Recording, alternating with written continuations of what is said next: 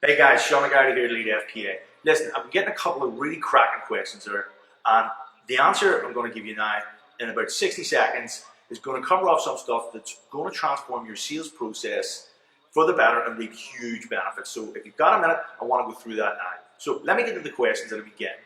People are coming to me saying, Sean, I'm getting loads of leads, I'm getting a lot of inquiries, and emails and calls and stuff, but nobody really wants to do the business. They're just asking a lot of information and asking questions.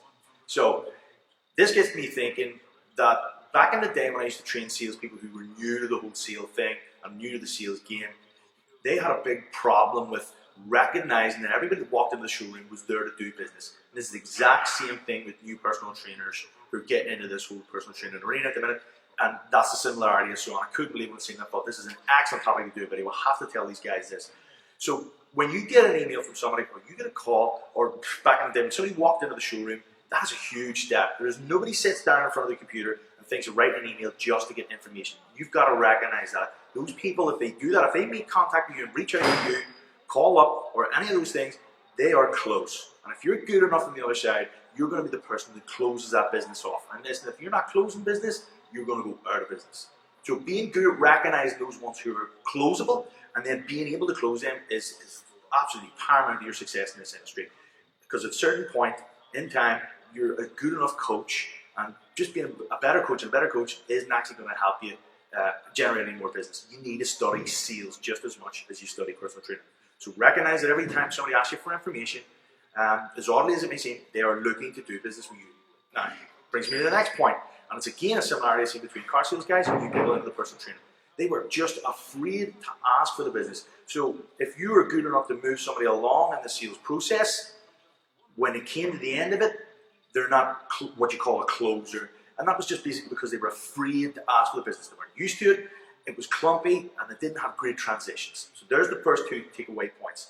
Notice that every customer that contacts your business is an opportunity for you to close the sale. If you're good enough on the other side and you're not afraid to ask for the business. So don't be afraid to ask for the business. Now, in doing that, getting from point A to point B, it's a long process. If you know how to transition that person nicely, lead them in a nice close, which means you're going to have to document that stuff out. So if you haven't already done that, that is a huge task you need to undertake. Sit down and write out the steps you need to get them to a sale. It can be 1, 2, 3, whatever it may be in your business, okay? But knowing those and knowing the words you're going to use to transition them one step further and the kinds of clothes you're going to use and then actually practicing those, that's where the skill comes about. And don't be afraid if you get a few no's, you're going to. Alright?